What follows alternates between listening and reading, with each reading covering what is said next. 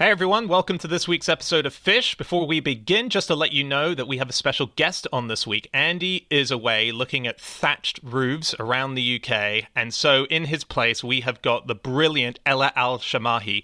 Ella is a National Geographic explorer, she's a paleoanthropologist, an evolutionary biologist, a stand-up comedian. She's extraordinary, and she's written this new book which is called The Handshake, A Gripping History.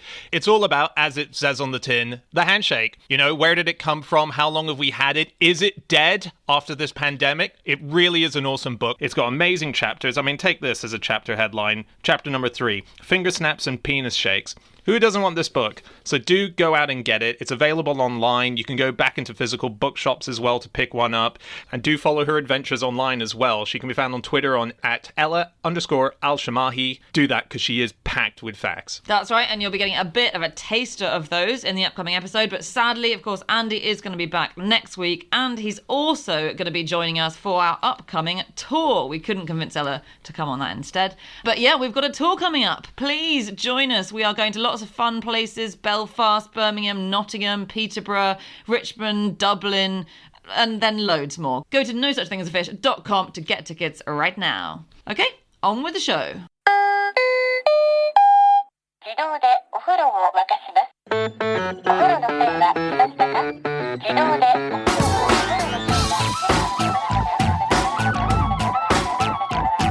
Hello and welcome to another episode of No Such Thing as a Fish, a weekly podcast coming to you from 4 undisclosed locations in the UK. My name is Dan Schreiber. I am sitting here with James Harkin, Anna Tashinsky, and our special guest, it is paleoanthropologist Ella Al-Shamahi. And once again, we have gathered round our microphones with our 4 favorite facts from the last 7 days, and in no particular order, here we go. Starting with fact number 1, and that is Ella. My fact is that an anti-handshake society was formed in Baku, Azerbaijan in 1894 because of a cholera outbreak. You paid 6 rubles as membership, you wore a pin to identify yourself, and just in case you did slip up and shake hands, you had to pay 3 rubles as a fine. Wow. So you're volunteering to be fined? If you didn't join the society, you didn't have to be fined. Yeah, I mean, there's a question about the money there, isn't it? 6 as membership and then 3 every single time you shake hands. Yeah, but if you're signing up, you're fairly confident that you're not going to be doing any handshaking, right? Like, yes, so. That's... It's like instituting the swear box or something. Exactly, it's like a swear jar, yeah. But I love the pin that, you know, it's basically declaring that you're really not involved at all. You're not having any part of it. Do you think that pin is so that people can see you and think that guy is not to be handshook? I think so. I think it's to identify yourself. But I do have questions about how many people were actually wearing these pins. You know, was it just you and Mike down the street, or was it actually a lot of people wearing it? You're talking about it like it was a police badge. I don't think anyone was staring at the badge anyway. It was probably a badge that was like, I love Ninja Turtles, that, you know, I would wear. Like, yeah, it's on me, but no one's paying attention, right? I mean, who knows? This is way back. This is over 100 years ago. But the thing that I love about this bit is that the Lancet, of all things, which is obviously a really respectable medical journal, absolutely blasted them for this, and just blasted them for not refusing to shake hands during an epidemic, which is hilarious, obviously, today. And they're basically like, oh, these Russians, they've taken everything too seriously. They've completely lost it. And obviously that has not aged well, has it? Yeah. So they knew that shaking hands was going to be bad for the spread of cholera. This is why they did it. So, yes, this society knew it. Obviously, generally, the people in that area didn't. And more importantly, the whole of the Western medical establishment thought they were lunatics. So this is a story that just kept getting repeated everywhere, kind of in that period. Mm-hmm. Just people going, well, what is going on with these Russians? I mean, they're Azerbaijani, but at the time it was, you know, they were declared as Russians. Yeah, that was a really bad cholera outbreak in Baku. It started in 1892, and when it first got into the town, they didn't have a single microscope in the entire city, and everyone realised that there was this problem with cholera, and everyone just fled. The city had 120,000 people at the start of June, and by the end of June, there were only 20,000 people left in Baku. And so basically people had fled out of Baku, but it meant that they'd taken cholera with them on the trains and the boats to the whole rest of Russia. Wow. And then there was a cholera outbreak for 2 more years in the whole of Russia. And in Baku, they had 4 doctors who were in charge of all the different sanitary sections of the town, and they were called Arkangelsky, Akundov, Lockerman and Dr. Corona. Oh, Can you believe that? It's Russian Wow. for crown, but he was called Dr. Corona. Yeah. that's amazing. How come they spread it? Because cholera is pretty hard to spread person to person. You've got to be drinking their poo. Well, This it is can like a be. misconception, right? In the olden days, and actually, avoiding handshaking probably wasn't fully necessary unless someone had just wiped their bum. It can go on clothing and on bedding and stuff like that. So I think that was one way it went. So I actually think that's why the Lancet were having a go at them, because the Lancet rather racistly were like, oh, the Russians have terrible sanitation and their solution is just not to shake hands. They're being absolutely ludicrous as opposed to, but it's an interesting one, yeah, because they do say that it's not really touch that gives you cholera. Although actually refugee camps, all workers there are told not to shake hands and to have distance if there's a cholera outbreak. So Really? presumably it's a little bit Yeah, transmitted. it's feces getting in your mouth. And if you have feces on your hands, then, if you got Which pooey we hands. do. You could have traces. I mean, it's easy to get traces, isn't it? Yeah. Yeah. Well, I think find- it's only just the point that people often thought that it was really bad to be around people who had cholera in the olden days, and people would try and keep them in a different room, but actually, largely, it's just from drinking infected water. And it's so horrible when you read these tales of people being so terrified and fleeing. It's so easy to treat. It must be the easiest disease on earth to treat, right? You die of dehydration. You can die within 2 hours of getting it. But if you just drink, and if you drink rehydration salts, if you're super dehydrated, or if you just neck water constantly, you're basically fine. I mean, okay, so we're saying that it is water, but and there might be traces, but do you guys know that only 19% of people globally actually wash their hands after a number 2? Do they? Really? Well, Only 19%. I suppose you can So- take out all the men, so it's 19% of the 50% of the women. Everyone knows that no men wash their hands after they go to the toilet. So What? Is that a thing? Yeah, I heard that they actually did a study of what's it called? Thingy stations, service stations, the men's toilets, and it was not a good sight. Yeah. Oh, okay. Well, that's a whole different world. A men's toilet in a service No, station. not in that way, Dan. I mean, just in terms of washing your hands afterwards. Well, no, you don't want to touch anything, even the washing of the hands. Pressing the tap down. I feel like I'm going to get a disease in a place like that. So that's a place where you touch nothing except yourself and then go out. But I don't mean. that does happen a lot in service stations. Yeah, I must say. But you do wash your hands though, there, Dan, right? Not in service stations. I'll happily admit that I don't touch anything. I do think men's toilets are worse because they get cleaned less often. I think that's a thing. Or perhaps this is just a thing that No, my I think husband's they're just always not very complaining clean. about. You what? You think they're just not Just clean? don't think, do you think any woman would just admit to what Dan just admitted to? So I think the problem is not admitting to it. Is really what we're saying here. We're just liars.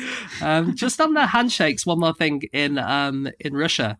This carried on for a while, and in 1918 in St. Petersburg, there was quite a common slogan called "Down with the Handshake," and you could again buy little badges which had "Down with the Handshake" on, because people thought the handshaking was bad. And there was a union of simplifying greetings in the 1920s, which not only banned handshakes, it also banned hugs and kisses. And Bulgakov writes about it in one of his early stories called Devildom. My problem with all of this is whenever we kind of talk about the handshake for just how gross it is, how many people weren't shaking hands, etc., at various times because of things, I always just think, once upon a time on our planet, there were penis handshakes. And we're mortified. Dan still by- does that in the welcome break every weekend, don't you? What is a penis handshake? Is So that there are- two there are- penises shaking, or one hand and one penis? No. or- That's not. No, it's one hand shakes the penis, and this was by one tribe in Australia, it's only recently extinct. I think it became extinct in the 1950s.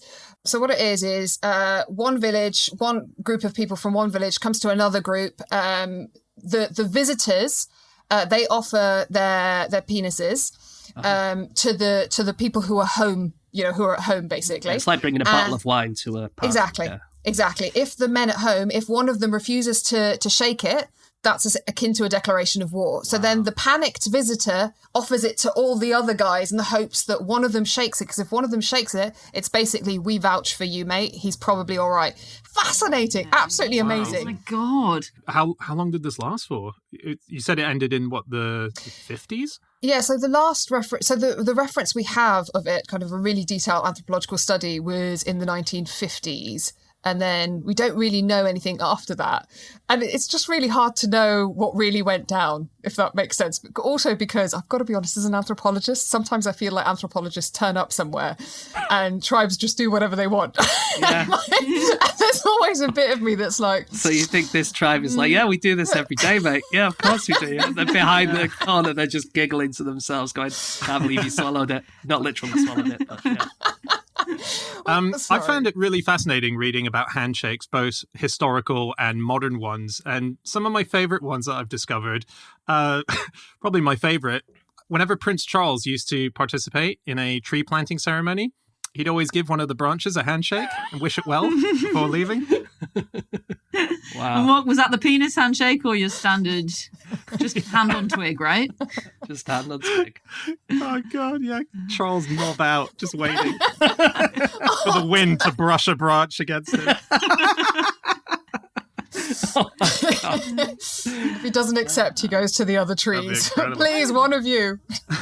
What I found really interesting about this fact, or what I liked about it, the initial fact, is just the idea that we've been doing some of the same stuff for so long. You know, we say there's a disease spreading, don't handshake today. The same back then. And I hadn't quite realised how widespread that advice was around pandemic time. So there was, like, it went out of fashion basically always when there was an illness around, didn't it, in the early 20th century? You're right. You keep seeing it time and time again. So Prescott, Arizona actually banned the handshake during the Spanish flu. They just made it illegal. And you do see stuff like that during different pandemics and epidemics. People either shun it or they actually completely ban it. Wow. So it's not the first time at all. You know, Do you know if they had handshake police sort of going down the street throwing people apart? I suppose they must have. I'd love to have that job. I'm not really sure how they would have policed it. I guess it's like everything. How on earth do you police any of this stuff? I guess you know? would just grass on your neighbours doing the handshakes, wouldn't you? That's what usually happens. Yeah, it's probably like today. You can't police any. It's a slight diversion, but like I was in like Yemenis are very I'm Yemeni originally. Yemenis are very famous for polygamy. Like it's a really big thing. Men tend to have loads of wives. I was in a cab. There's a Yemeni taxi driver, and I was like, "How's your dad handling lockdown?" And he was like, "Oh, he's been a bit naughty. He went out and visited his second wife." It's just like, I was like, first of all, that's so typically Yemeni. Secondly, how do you police that? Like, I'm going to go see my second wife. Like, how are the police going to get involved with any of this stuff? Yeah. That's just an extended bubble, isn't it? No. Ella, there's a thing that you say in the book which I found quite surprising. I think when you read facts about handshakes, a lot of a sort of very classic fact that's out there, which turns out to be wrong, is that the handshake was came about during medieval times to show you didn't have a weapon in your hand and that you were presenting an open palm to show you. But that turns out that's, well, according to your book, completely wrong, right? Yes. My research very much is against this. But I love that I've now become the authority on the handshake in this country. Like, I just don't know how this happened, but I'm completely loving it. Of all the random things. But yeah, I think the spot was open. There wasn't an established handshake authority. All right, Anna. All right. You haven't toppled. No, but so I kind of looked into it and it just never made any sense. And my argument is that the handshake is biological. And I've got two arguments for this, to support it rather. One is that chimps shake hands. So chimps and bonobos shake hands. Dr. Kat Hobater showed that the chimp handshake actually has a very similar meaning to our own. So she's got, like, for example, videos of two chimps kind of really going at each other in a fight and then kind of sheepishly walking up to each other and shaking hands to make up, which is adorable. So if you think about it, our closest living relatives are the chimps and bonobos. It kind of makes sense that, you know, that's by descent. So I'm arguing that the handshake is 7 million years old. But the coolest bit that kind of supports this is that we actually transfer chemical signals via handshakes, and there's data to show that we actually sniff our hands afterwards. And I know that sounds absolutely mad, but chemo signals are something a lot of us don't really realise are actually going on. So I think we accept that, you know, the animals in the animal kingdom communicate with each other chemically, but we like to think that our communication is all via, like, sonnets and, you know, language and what have you. But it's absolute bull, because we do communicate with each other chemically. So they did these crazy experiments where they got gauze, they put it under people's armpits, they got them to watch, you know, stressful films or happy films, and then they took that gauze to a different group of participants and they go point to the bottle that has gauze in it that smells like happiness. and they were getting it right more than you'd expect by chance. Which So when we shake hands, you're saying we're trying to tell someone I'm really happy or I'm freaking out, and we're hoping that you smell your hands afterwards and you go, oh God, are you okay? I didn't realise. There's one institute, the Weizmann Institute, they actually put hidden cameras on people, and they showed that people were more likely to put their hand to their nose and take a sniff after they shake hands than if they greet in a different way. So we're just animals, basically. Whenever I close a Zoom call, I always sniff my computer afterwards as well, just in case I can gain some information. Anything? Is your computer sad? No, but I've had cholera quite badly this whole time. Right. So we do know it's covered in your own feces. I think most people could have worked that out anyway.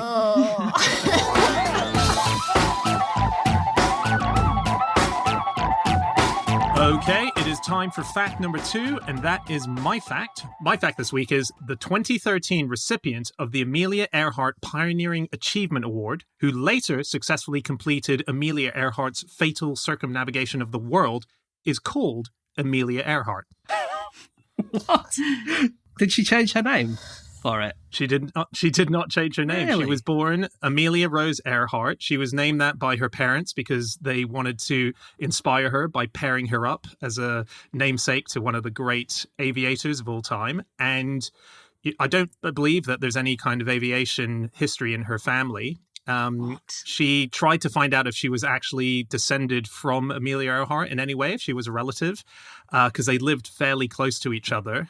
And turns out there's nothing that connects them. She hired a genealogist who looked into it and said that she was connected as far back as the 1700s. And then she found a sort of second advance team who said there's absolutely no traceable connection. So weird. Yeah.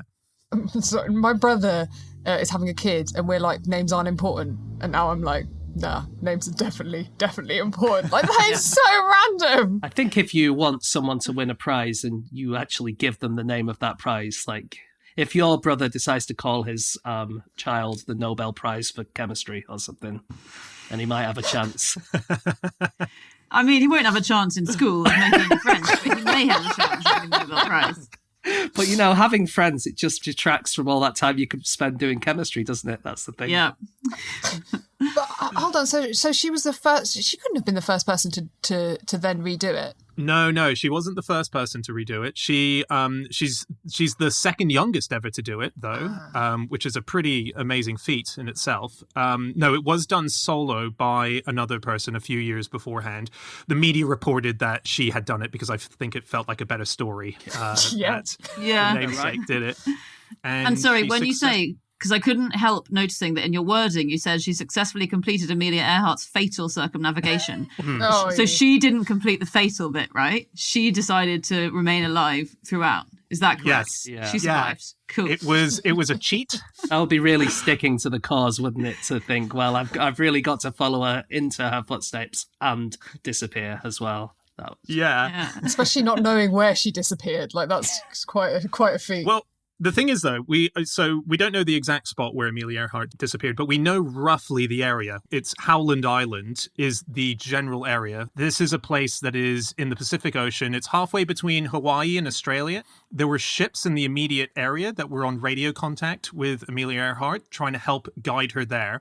So it was her co-pilot, who really doesn't feature much in this story. No. I know, right? Like, don't die next to someone famous. Don't be on a plane with someone famous.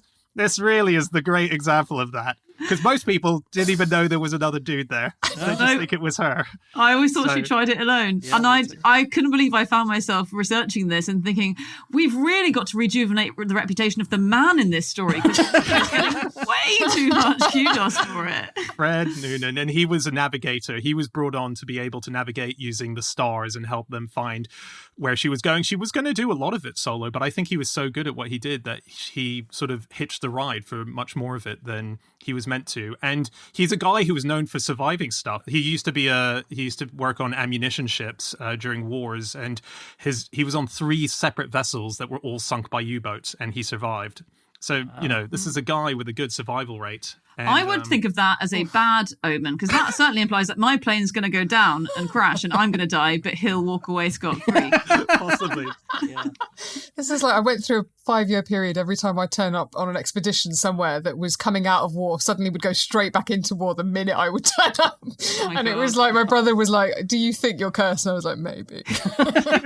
Is it true that Amelia Earhart got ripped apart by crabs? That's what I always read at the end. Wow. This is one of the latest theories. So Howland Island is the island that she was meant to be landing on. There's another island next to it, which is Gardner Island. And it's thought that that is where she turned and landed on a reef, survived, and then was eventually killed by giant crabs, which ate her, carried her bones to the holes that they dig, and left her down there. So that is a theory. And one of the last expeditions, which I believe happened in about 2017, 2018, they had bone-sniffing dogs to try and find her. And bone-sniffing dogs can smell quite far down. And so the hope is that they were going to find her. And I think they found some bones, but I don't think it was hers. That is a dog's dream job, isn't it? I'm gonna literally employ you to find bones. Yeah, that is amazing. It's, the only better job is chasing postmen, isn't it? Yeah. I think they did an experiment where they tested how well she could have been consumed by these crabs. And it was coconut hermit crabs, which we must have mentioned before. And they are giant crabs. They're the largest land crab. They're like 3 feet wide. They can kill birds and climb trees and stuff. And their claws produce double the force of a tiger's bite. So they can just crunch through bones. Oh. And I think the scientists took a pig carcass to the beach where they found these sort of remnants that could be Amelia Earhart. I think they found like lipstick remnants and stuff, so they thought she'd been there. So they brought a pig carcass to the beach and they left it there, and there's a time lapse that I believe you can watch which shows the crabs just destroying this thing, turning it to nothing within a week. Crikey. It's really cool. But she wasn't killed by them, which should be clear, although that would have been an awesome way to go. Well, we don't know. We don't know anything. We don't know when she might have been murdered by a coconut crab. Yeah. There's so many theories, aren't there, that have come out about this over the last 70 odd years about her disappearance. And everything from alien abduction through to she was captured by Japanese soldiers and was broadcasting as Tokyo Rose to, all stuff like that. It's pretty exciting when you go through the big list. Yeah. I know you guys deal with facts, but in terms of feelings, do you think that, if she was in any way kind of aware of what was going on, there's a bit of her that's like, damn, I didn't succeed, but they're still obsessed with me. Do you know what I mean? Like the world is still like, what happened to Amelia Earhart? Yeah, I hope she's up there going, thank God they've forgotten all about that Noonan guy. She was really pro kind of getting as many women to fly aeroplanes as possible, wasn't she? She was the first president of the 99s, which was a group of women who basically... They were dedicated to ice creams, weren't they? That was it. That was all they used to do, just eat ice creams all day. They had 99 problems, but a flake wasn't one. Oh, God. But they really... basically, the first... licenses you could get in America were in 1927, and within 2 years there were 9,000 men with licenses and only 117 women. And so they started this club to try and encourage more women to fly. And there were some amazing people who were part of it. There was one woman called Opal Kuntz, who was part of the 99s, and she was one of the first women to... sorry, what? No, let's not brush over that. Could you just say the name once more? Opal Kuntz. Cool. Opal Kuntz was one of the first people to fly against men in races. And she used to win them as well. She was a really, really good racing pilot. And there was a thing in 1929 where it was the first women's air derby, where they went all the way across America from Santa Monica to Cleveland, Ohio. And the newspapers called it the Powder Puff Derby because it was all women taking part. There were 40 people who took part, and she would have won it, but they said that her aircraft must have a horsepower appropriate for a woman. In other words, her plane was too fast. They wouldn't let her fly it, so she had to fly in a slower aeroplane, and she came 7th. I want to use her surname to describe them. Is that bad? No, you're quite right. And then the other thing about the 99s is Amelia Earhart had a thing called the Hat of the Month program. and she would give it to whichever member of the club flew to the most airports wearing a Stetson hat that she'd designed herself. Oh, cool. That is so weird because she initially preferred hats to planes. This What? is her origin story. Amelia Earhart, it's really great. She wrote a diary that's quite detailed, so we know lots about what she thought. And she saw her very first aeroplane when she was 10 at the Iowa State Fair, and there were planes there. And so she was 10 years old. She saw this plane and was like, I wasn't interested at all. It was just a bunch of kind of wood and wire. And someone said, look, dear, it flies. And she said, I was much more interested in an absurd hat made from an inverted peach basket that I just bought. And so that was her first love. So maybe she was all about the hats. The whole plane thing was so that she could get this Stetson hat competition going. I think you're right. She had her own fashion label, didn't she? I think. Yeah. Back then, it was really hard to fund all of these projects. And she wrote some books and she used to go on lecture tours. But one of the other things she did was become one of the first, for the modern era, celebrity fashion designers. And she had her own line, this Amelia Earhart fashion line, where she would incorporate bits of airplane onto the clothing as well. So she would have wing bolts and she would have, sort of little... Did she invent that, that hat that people wear with a rotor on the top of it? Did she invent that? Oh, God, I wish she did. No, I don't think so. I'm going to speak to my expedition buddies because right now we're trying to approach like Dell to give us like funding, and I'm like, no, guys, let's just go, design a fashion line. Yeah, to fund our expeditions. It kind of pioneered fashion a bit as well, didn't it? Because up until then, women were wearing one-piece suits or dress or it was always one thing, and she, with this fashion line, created the idea, or at least popularized it quite nicely, separates the idea of matching this with this skirt with this jacket with this shirt. You buy it in different pieces, and that really wasn't a thing back then, and she kind of pushed it to be as part of her line. Wow. Ella, what was the name of that company that you want to give you some money for your next exhibition? Was it Dell, the makers of amazing computers that everyone should go and buy computers from? Dell, but I'll take IBM. I'll take anyone. I will take anyone, and then I will... Okay, I need to stop, actually, because I actually do need funding. I will take anyone. Yeah, Dell, we're all ready to sign off on that, until you sort of pimped yourself out to all of their competitors. Oops. Oh, well. Do you know, she did have one successful fundraising thing, which is what did fund her trips, and that was carrying letters. So no, she wasn't a carrier pigeon. She was a postwoman. Okay, this is actually her career. No, she was. She had this idea of basically crowdfunding by saying that she would take letters that people had written with commemorative stamps that said, like, I went all the way around the world with Amelia Earhart, or I went over the Atlantic with Amelia Earhart. Right. So I think across the Atlantic, she had 100 or so commemorative stamps, and she'd sign them. And on her round the world trip, that plane, when we find it, will have 5,000 stamped letters in. And she said that it must have been such a hassle. On every stop along the way, she had to postmark every single one of those letters. She with a sack 5,000 letters down to the local post office in wherever, Hawaii. I wonder if they told the bone-sniffing dogs, she used to be a postwoman, just to give them that extra bit of incentive. You know what? This makes me feel better that even Amelia Earhart struggled with financing her expeditions. This is information I needed, Anna. Bless you. Thank you. That's offer to deliver mail as part of them. Where are you next going? I'm sure there are people who have Somaliland. Perfect. Okay. If anyone's got a friend in Somaliland, you need to write a letter. Ella's your woman. she charges $1,000 a letter. Thank you. So Amelia Earhart was the first woman to fly solo across the Atlantic. But she was actually the first woman to cross the Atlantic in a plane where she wasn't a solo flyer. And that was when she was a guest in the plane of Wilma Stultz and a guy called Slim Gordon. And she spent the flight crouched in between the fuel tanks of the plane. So she went as a passenger over, but she said that she was no more useful than a sack of potatoes. When they asked potatoes. So yes, they are useful, actually. Less useful. You can make them into loads of different things, potatoes. They're probably one of the most useful of all the vegetables, aren't they? They're more edible than Amelia Earhart, unless you're a coconut crab. Yeah.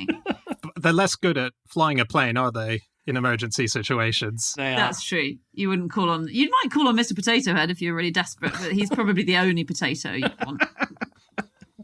That was actually what launched her flying career, guesting. Or no, it wasn't what launched it, sorry, but that really propelled her to stratospheric heights, as it were, career-wise, because she was put up to it by another woman called Amy Phipps Guest, who was actually this millionaire, and this woman, Amy Phipps, wanted to make the crossing. She was like, women can do just as much as men can do. I want to cross the Atlantic with these two chaps. And her family just begged her not to go. We're like, we love you too much. You're too rich. Come on, stay. So she said, okay, well, find me a suitable woman. And she hired a guy called George Putnam to find a woman who she wanted to be adventurous. But actually, in Amelia's diary, by the time they tracked her down, they were looking for someone with social graces, education, charm, and pulchritude. So the men had obviously slightly changed the advert on the way. GSOH. Yeah. But George Putnam found her and ended up marrying her, as well as getting her on the flight. Well, and when do we ever hear about George Putnam? Exactly. More airtime for George. Yeah. So she had a wealthy benefactor to start off with. She did. This podcast is quickly becoming a how-to fund my next expedition, guys. Find a rich woman. I hear Mrs. Melinda Gates coming to some money. Thank you. I don't know what the people at Dell are going to think about that. I'll take any of them.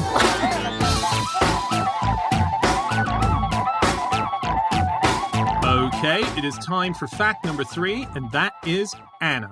My fact this week is that scientists have started putting fossilized poos in particle accelerators. Why on earth? How cool have they is done that? Well, A, it's fun, and B, you can learn loads about the poo. And so these are... Wait a minute. So, Anna, Yeah. So a particle accelerator, you get like an electron and you fire it round a great big tunnel and they smash into each other. Are they firing poos around this tunnel and smashing into each other? Or the poos are not taking the place of the electrons, no, although that would be such an awesome way to find the God particle. No. It would be gross. You don't want to be the cleaner in the lab that day. Oh, guys. It's not messy. Don't panic. It's in like a little test tube. So this is this really amazing new way that they found of studying coprolites. So coprolites are fossilized feces, and you can learn a lot about the thing that pooed it out millions and millions of years ago because, you know, it's preserved the stuff that they were eating inside it.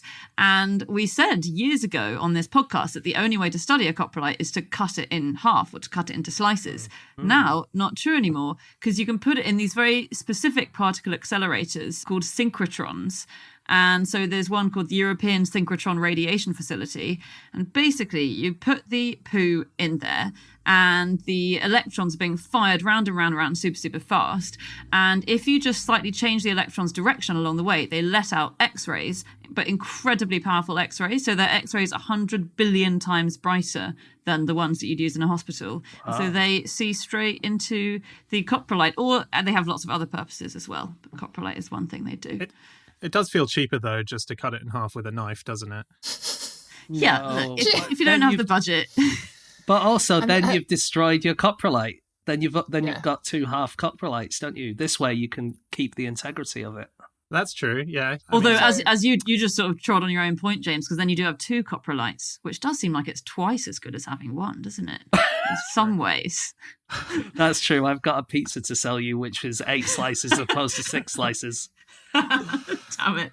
But one person we haven't mentioned is Mary Anning, who was one of the first people to work out what a coprolite was. Right. So she is these days a famous fossil collector from the south of England. Some people think that it's where we get she sells seashells on the seashore was supposedly named after her. Whether it was, we don't know.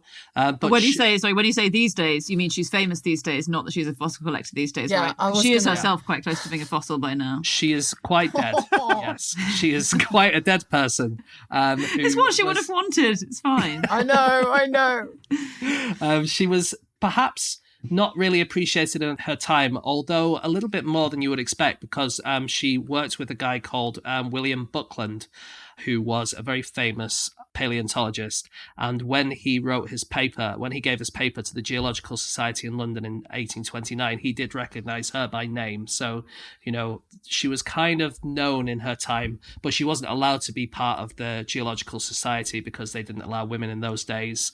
There was the director of the Lyme Regis Museum called David Tucker. He says that if she was born in 1970, she'd be heading up the paleontology department at Imperial or Cambridge by now. But as it was, she was just someone who collected fossils and learned about them and kind of wrote to this guy, William Buckland. But it was in the correspondence between these two people that the word coprolite first came into use, and the idea that these rocks with little bits of bone and stuff might be fossilized poos. It does feel like Buckland could have done a bit more to sort of give her a bit more cred, because he did clearly get on with her really well and took her ideas seriously as well. But when these ideas were being presented to other scientists, they even used her drawings of the dinosaurs that she sketched out that she found with no mention of her name. That was what was shown, and she got nothing. It's pretty extraordinary. Yeah, what was going through their heads? Did they look at those drawings, you wonder, and think, maybe I did draw that? Maybe I did find that fossil, actually. You know, I don't remember everything I've done.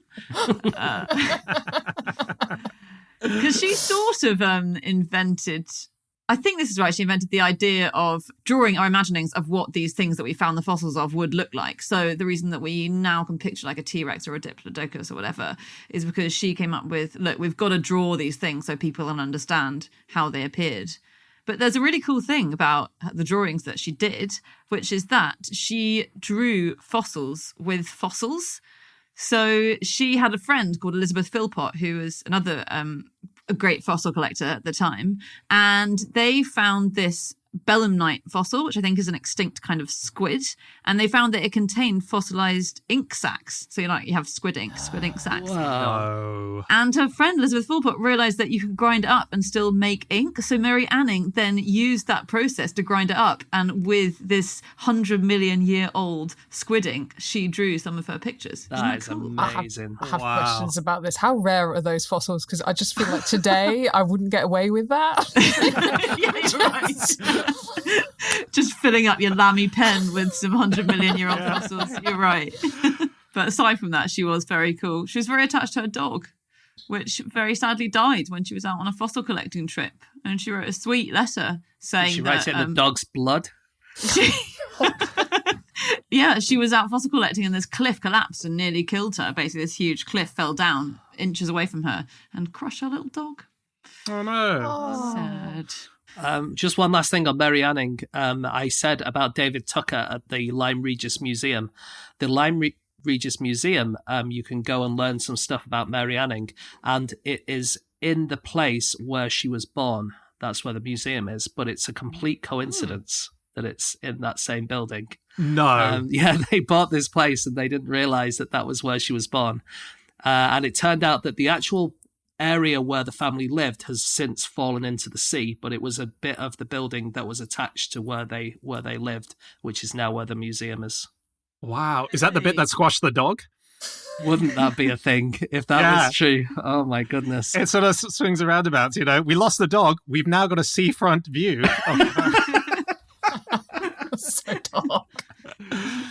The oldest human coprolite we have in existence is a Neanderthal one from 50,000 years ago in a Spanish site. And what I love most about it is it was on top of a hearth. So you've got to imagine there was a fire.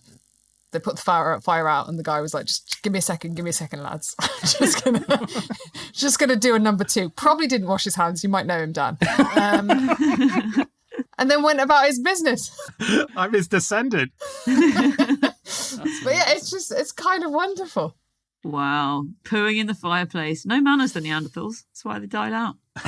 Well, did we learn about that? Did we learn anything about that Neanderthal poo, like what they ate and stuff like that? Or yes, so it turns out they obviously they ate meat. That's not surprising, but they did eat veggies, which some people still find surprising. I don't know why. Why would that be weird? But they also found a whole pile of parasites, so pinworms and a whole pile of other stuff that I think if they'd have found them in a modern human, they would say that person would be very, very sick. So either they were really hardy, basically, or though the poor guy was really, or woman was really sick. But also I love human poo, like coprolites, because sorry, I probably shouldn't say it like that, but it's just that, you know, when people talk about the paleo diet, for me, kind of people that really into the paleo diet, there's always a bit of bouginess about it. Don't get me wrong, I'm quite bougie as well, but like there's an element of like, oh, you know, there's this like, you know, blah blah blah, and it's actually like, well, the real paleo diet, these guys all had worms and they were all dead by 30, and you know, And shitting on the fire. exactly. Yeah. Like I got a kick out of, there was this one paleo diet restaurant, and I was trying to explain to the lady in the paleo diet restaurant, as you do as an academic, you know, just completely obnoxious. I was like, actually, the real paleo diet wouldn't have been the chicken breast. It would have been all parts of the chicken. So are you serving chicken eyes and how about the intestines of the animal? Are you the poor girl? Oh no. Speaking of technology being used for studying Neanderthals, I was reading this in BBC Future, and they said that in 2013 they discovered that the genetic code for penis spines is lacking from Neanderthals, which means that we know in theory that they didn't have spines on their penises. And what that apparently shows us is that they were more monogamous than we might have thought they were in the past, because usually the animals with penis spines are more like people from Yemen. They tend to have. Oh my god! That's her dad you're talking about. At one point, somebody turned around and was like, "Why don't you marry a second wife, Dr. Al-Shamahi?" And my dad was like, "Oh, one's enough for me." And my mum's reaction was, "Oh, no, hold on, that's an insult." But I love that they can look at the genomes of these like ancient, like long dead species of humans, and can tell you something as kind of weird as that, how many sexual partners they might have had. That's extraordinary. So do you mean kind of like a penis bone is what you're talking about when you say spike? So like No, animals spikes. would have spikes on their penises. A lot of them do. Spike. Sorry, I heard spine. Okay, yeah. Oh yeah, I did say spine. Yeah, I it's all suppose. spines like spines. And the spikes were basically clearing out previous gentlemen's stuff that was in there using these. Exactly, Cool. and so it's more necessary for a polyamorous species, because you're more likely to have stuff to clean out from there, so to speak. Oh, Interesting. so Neanderthals were all romantics, monogamous romantics. That's what we're Yeah, concluding. let's go with that. They were Let's go with that. romantics. And I read Well, another study. This is from the University of California, San Diego Laboratory, and they made some tiny brains. They're not conscious brains, but they're kind of brain cells. And using CRISPR, which is like the gene editing thing, they made some that were human and some that had Neanderthal genes in them. And the Neanderthal ones matured much quicker than the human ones did. And what they inferred from that is that perhaps younger Neanderthals would be more capable than younger humans, but then perhaps the Homo sapiens, as they got older, would have gotten better or smarter. I don't know if any of this is true, Ella. No, it's completely true, as I would expect from you, James. But no, yeah, they're called organoids. That's what they made, these kind of little brain things.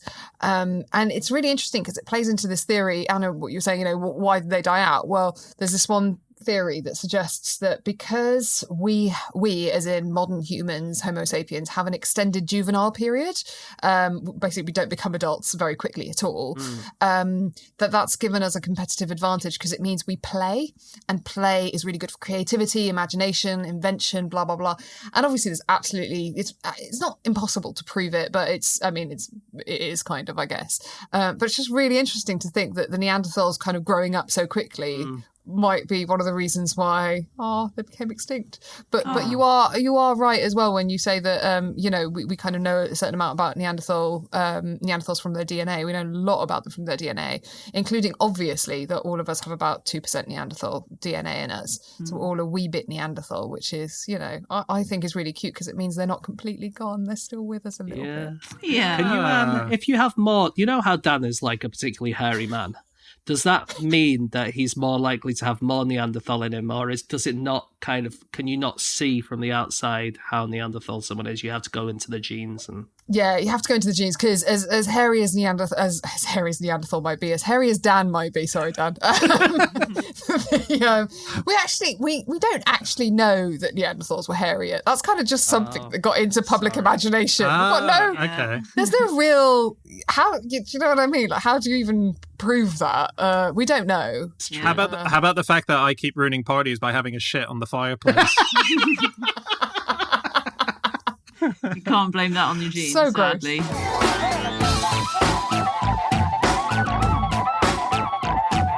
Okay, it is time for fact number 4, and that is James. Okay, my fact this week is that Fraser Crane was an early investor in Microsoft.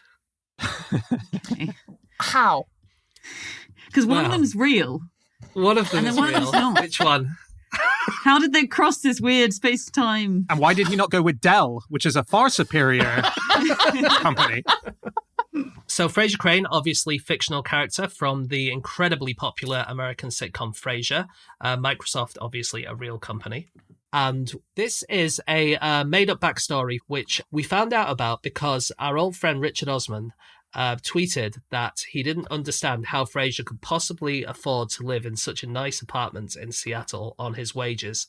And then one of the writers, Joe Keenan, replied and said that they'd kind of talked about it in the writer's room on occasion. And they said that they decided that he must have invested his money from his Boston practice very wisely, perhaps in a friend's Seattle software startup. And we can only infer from that the Seattle software startup must be Microsoft because, apart from anything else, Bill Gates was on Frasier as a character. And in that episode, he did say he was a fan of Frasier. So he didn't mention that Frasier had invested in his company beforehand, but, you know, that's No, what... I mean, that's a bit gauche, isn't it? You don't say that in public. Exactly. That's, yeah. There is an episode where one of his, I think it's his nephew or someone, is coming into town and His he son. desperately wants to get a tour of the Microsoft offices. And Frasier's desperately looking for any contact that he has. It's just curious that as an investor, he didn't have I think an what in. happened is that he'd sold all his shares at that point and people had got a bit upset because it had forced the price down and I'm just making stuff up now. I totally believe I was like, I was what? like, oh, okay, yeah. Yeah, because you're right. Because there was that. It was Freddie, so it was his son, and he was trying to find somebody that knew anyone at Microsoft, and then he convinced Roz to get in contact with an ex-boyfriend. And even when, because this is like a mega fan talking here, even when Bill Gates comes in, he calls him. It's very clear that they don't know each other very well at all, and he calls him Sir. And I'm just saying. I think these writers.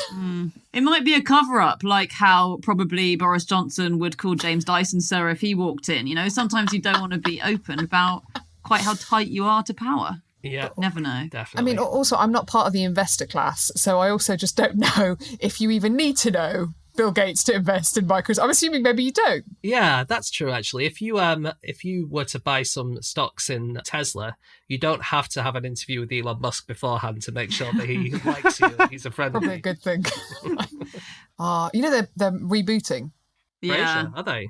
Yeah. I now feel like I'm going to have to go back and watch it all from the start because I've just seen it very sporadically. Well, you should actually start from Cheers and properly watch his character development. It's like delicious. Well, so we should say this is the most interesting thing about Frasier is that it's a spin-off series of one of the other most popular American sitcoms of all time, Cheers.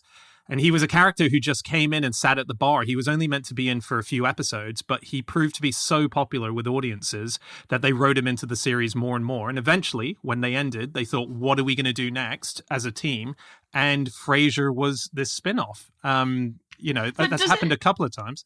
Does it not annoy? It even used to annoy me when I was younger that it felt like there was a disconnect between his character there and then his character in Frasier, or it was like kind of confusing to my young head.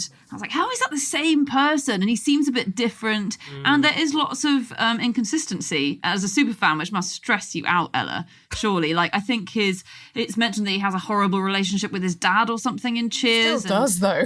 Well, actually, I think He still does. I think in Cheers they said that his father was dead. Yeah. Yes. And then Oh, when did they? another character from Cheers came to visit him in the second sitcom, he said, "I thought you said your father was dead," and he said, "Oh, we were fighting." So that's how they taught that out. I see. Clever. Good little work. They do a around few there. things like that, yeah. So the Cheers was set in Boston, and they wanted to have this new sitcom, but they didn't want it to be too close to Boston, because then you would have to deal with all the previous characters and you would have to explain why they're not there, etc. But if you move to the other side of the country, you can get away with it. So they were going to move to Denver, Colorado. But then in 1992, there was a group called Colorado for Family Values that pushed an amendment, which was described by the writers of Cheers as an egregious anti-gay amendment, which was basically stopping any gay rights in Colorado. And if you read the newspapers from the time, it was a huge deal. A load of films stopped being filmed there. They were going to do a Stephen King movie there, and they didn't do it in Colorado. And then David Lee, who was one of the show's creators, said that they were going to put Frasier in Colorado, in Denver, but they had to move it away from there because they didn't want to be associated with this anti-gay amendment. And then in 1996, 4 years later, the US Supreme Court declared it was unconstitutional, so it got kicked out anyway, but they lost all of this kind of investment, and all of these shows and stuff just refused to go to Colorado. In your face, Colorado. That's what you get. Because I feel like I know the Space Needle now because of Frasier. Yes. Yeah. But they all did cameo in Frasier at times, didn't they? Except one main Cheers character, who was Rebecca, who actually was probably maybe the most annoying Cheers character anyway, I think, from what I vaguely remember. But she never guested in Frasier, and an actress is called Kirstie Alley, and she said that she turned it down because, as a Scientologist, her beliefs forbid things like psychiatry. So Scientologists are very anti-psychiatry, which I didn't realise. How interesting. Yeah, although she did give an interview saying this, and then the show creator, David Lee, said, I don't remember asking her. Or I think I don't remember asking you, so... I mean, she was a big deal. She would have been asked at some point. She would have been asked, yeah. You know, Kelsey Grammer in that show, quite a fascinating story of how he went from being this character that was just a normal actor, and it happens in these sitcoms where the actor becomes the biggest part of the show. Generally, they become an exec producer, they start directing, his power grew so great as he was going on that he could start pulling these power moves, which felt really bizarre. So one of the things was he employed an acting method that he called requisite disrespect. And the thing is that he said he would rehearse each scene only once, and he would not learn his lines until moments before the scene was shot. And in some cases would go, okay, I'll do it better, and not even use the lines. He said he'd played the role so long that he could now embody any kind of remark that would come out of Frasier better than a scriptwriter, and just became Frasier Crane himself. I'll just say whatever I want to say in this show now. Well, that's kind of, it works. The best actor in Frasier, of course, was Moose. Who played the dog Eddie. And he retired at the end of season 7, and his son Enzo took over the role. But what I find interesting about that is Moose had been deliberately bred to create a new child which would look enough like him that they would be able to bring him in when he retired, which I think is just a really interesting idea of, imagine that happened with humans, that you're an actor in a show, and they're like, okay, we're going to find someone for you to mate with who looks the right kind of person that when you have kids, they'll be able to come up and take your place. Well, and they cocked it up a bit, didn't they? Because they had to paint Enzo's fur to match his dad. Didn't quite nail the patterns. No, they didn't. Yeah. And also they hated each other. The dad and son.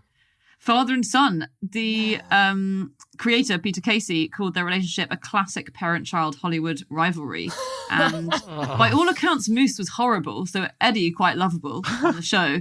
Moose was like bitey. Everyone hated him. Liked the trainer, didn't like anyone else on set, and really hated his son Enzo. They had to be kept apart. Do you think they were basically mirroring the Frasier and his father's relationship? I hope there's a behind-the-scenes documentary where it's from their perspective, bickering at each other, and you've just got Frasier and the dad in the background. Well, didn't the dad actually adopt? Didn't he adopt? I think Roz did. The actor who played Roz, Perry Gilpin. No. Yeah. Right. My favourite fact about Frasier is that the pilot was 6 minutes too long. They chopped and chopped and chopped, and finally they had a pilot that ended up 60 seconds longer than it should have been for the slot. So they handed it in and they said, we're sorry, we just can't do anything. It's 60 seconds too long. And amazingly, the network went, okay. So NBC agreed with it. And they found extra time by taking 15 seconds off 4 other shows that were airing that night. Oh my That's God. how you know you're the favourite of the So night. are you saying like if you remember that one episode of like Party of Five where it ends really abruptly, that was probably the night that Frasier went out. You remember that game of basketball where it was all tied up with 15 seconds left and they just turned it off? Lisa Kudrow, who plays Phoebe in Friends, actually had the job of Ross initially and got fired before they even really started. Oh, no. And you're saying Roz, not Ross, aren't you? Because for Lisa Kudrow Roz. to be cast as Ross would have been a very good casting choice. Also, what a random fact to suddenly throw in, Ella. We're talking about Frasier here. Come on. Sorry, Roz. That was supposed to be Yeah. Lisa Kudrow. It was Lisa Kudrow, and then she got fired. And you can imagine, like, well, she has stories about how people were so shocked that she got fired from this massive show that they were like looking at her like, "Oh, we are so sorry." Like she wanted to just die, basically. Oh, she fell And on then- her feet in the end. Right? Probably. Do you think she went to a fortune teller who was like, "It's okay, I see big things for you," and everyone's like, "It's absolute bullshit, Lisa. Your career's over." And then Well, she said that she was so depressed. I think that day or that kind of in those few days, she went to a party and she was just like, "Oh, I'm so past it. I've got nothing else." And she sees this cute guy and she just goes, "Why not? Nothing else. Who cares? I'm just going to go hit on him." And she ended up marrying him. So it's kind of a woman who's just managed to make it all work for her from being, It's fired. amazing what Scientology can do, isn't it? No. No, this is Lisa Kudrow. Wrong person. Lisa Kudrow is like a nice Jewish girl. hey, question. Which actor in Frasier is from Manchester? Well, Jane Leaves. I would Jane say. Leaves. The British one. Incorrect. So, The dad. devastated to learn this. She's not. I think she grew up in East Grinstead, which is very much the south of England. And the home of they- Scientology. So, Is it? Kirstie Alley. Guys, Yeah. stop making everyone on Frasier a Scientologist. Yeah, sorry. This is like really upsetting me. It's a broad church. She was asked to do that accent. That wasn't her real accent, and she's from there. But John Mahoney, who plays Martin, the dad, is from Manchester. So he was born in Blackpool, but his family were from Manchester, and he was schooled and raised in Manchester. Isn't that weird? Yeah. Do you know how we all used to really kind of laugh at her accent being a Mancunian accent because it was just really weird accent? I caught a clip of her once kind of where somebody very politely on one of the English morning shows was like, your accent's not really like it was, it was a dig, but it was morning television, so they were trying to be polite. And you could tell that she was very aware of it and kind of a bit like stressed about it. And she kind of said, well, I was told that the actual accent that I had was too strong and the Americans wouldn't, understand it. So the actual Mancunian accent was considered to be inappropriate or something. Oh, yes. I read that. She was trained to do a relatable to the Americans Mancunian version. Yeah. Or that's what she's claiming. I thought I'd read that her character was living in America for so long at that point that she had a kind of transatlantic drawl that had seeped into the Mancunian accent and it had distorted it. But She's if got you all heard sorts of it, excuses, hasn't she? Yeah. it's like worse than your accent. Like it's like there's Thanks, like Ella. I mean, I assume you're talking to me. sorry, Dan. Well, That is actually, James. well, for any Americans listening, like I'm from just outside Manchester, so she should have an accent that's a bit like mine. Instead, it's a bit Yorkshire and then just weird. It's a bit, God knows, Yeah, it's a bit just damp, too many isn't it? things. Yeah. It's lovable, which is all that matters. A lovable accent. I think I read a quote from David Hyde Pierce, who plays Niles, who said, "To me, Jane, as in Jane Leaves, to me, Jane and Daphne were identical, exquisite and charming, with fragrant hair that smelled like puppies, springtime, and sex." Wow. It's worth Which saying is- he's gay. yeah, exactly. It's okay because he is gay, but otherwise it wouldn't be. I have to say that's a show that's aged really well. A lot of the shows from that period on a lot of kind of issues that just jokes that you just wouldn't be able to get away with now. That's one of those shows that's aged really well because the joke is always on whoever is being, the arse, basically. It's never on, so it's unlike a lot of the other shows of its time. Yeah, take that, Lisa Kudrow. Might have made the wrong choice there. Okay, that's it. That is all of our facts. Thank you so much for listening. If you would like to get in contact with any of us about the things that we have said over the course of this podcast, we can be found on our Twitter accounts. I'm on @Schreiberland, James At James Harkin. Ella At Ella Al-Shamahi. and Anna. You can email podcast@qi.com. Yep, or you can go to our group account, which is @NoSuchThing, or you can go to our website, nosuchthingasafish.com. All of our previous episodes are up there, so do check them out. Also, do check out Ella's book. It's called The Handshake, A Gripping History. It is absolutely awesome. You got a bit of a hint of the stuff that's in there in this episode. There is so much more. It really is a brilliant book. We will be back again next week with another episode, and we will see you then. Goodbye.